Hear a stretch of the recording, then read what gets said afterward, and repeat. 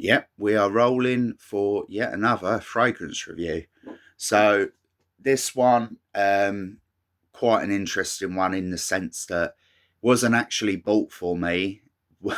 At Christmas time, my dad, I've mentioned this in the past and in other videos, normally like around Christmas time, I'd buy my dad a fragrance, he'd buy me one as like a surprise present. He actually bought me one that I've reviewed before, that I said to him I wasn't a big fan of it, but yet he liked the smell. So he actually took that back, what he'd bought me, and knowing that I'd bought him a fragrance as well.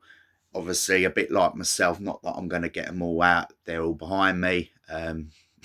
There's probably about 100 fragrances there on top of a drawer full of samples and so on.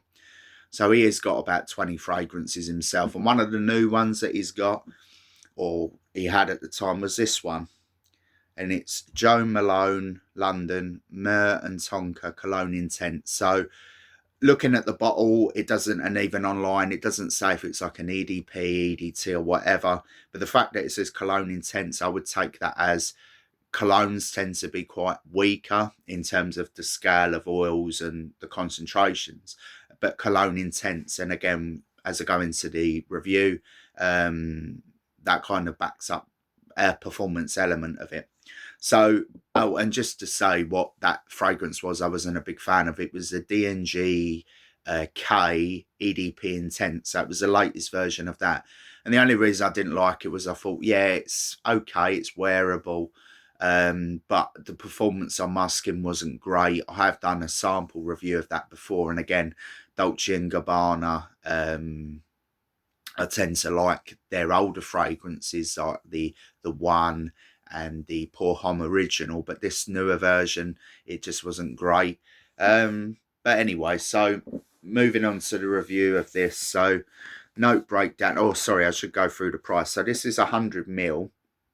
I don't know if they do a bigger size. Quite expensive. At the time, I didn't know. My dad was just like, pick one out.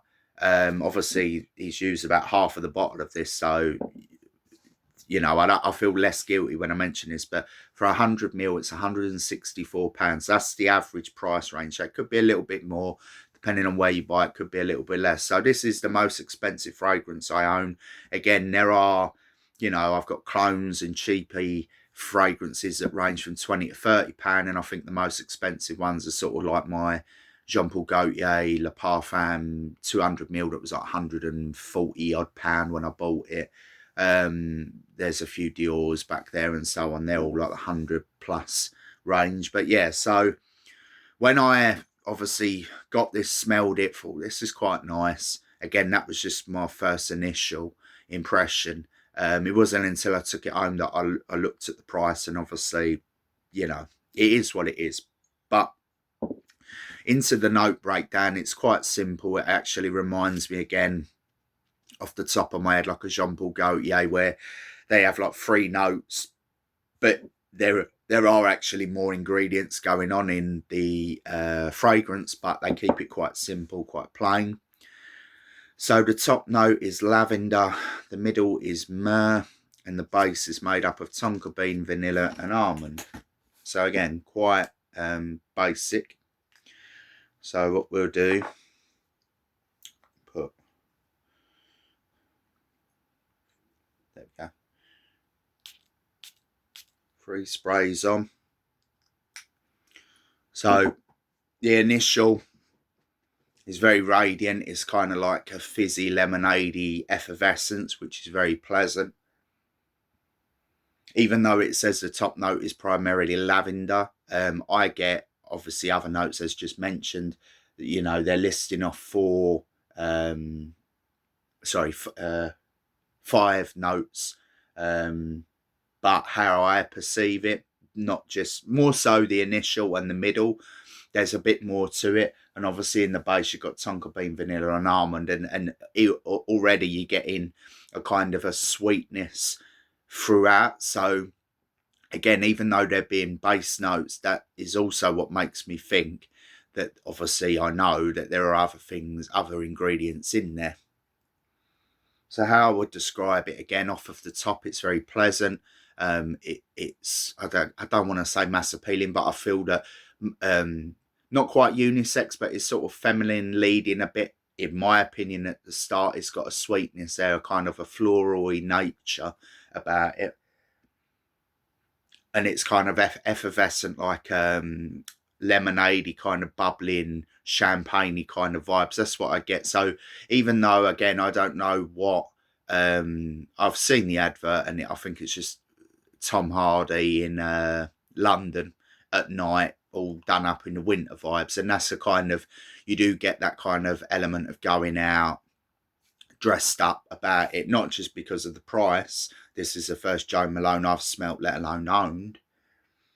But yeah, very nice. How it dries down, though, I actually prefer it more as it dries down. It gets kind of the sweet edge is there, but you kind of get like a darkness about it. And again, that could be the myrrh. I think there's a fragrance I've smelt before, which it was either frankincense or myrrh. No gold though, if you get that reference. But there was it was very nice, and this is different.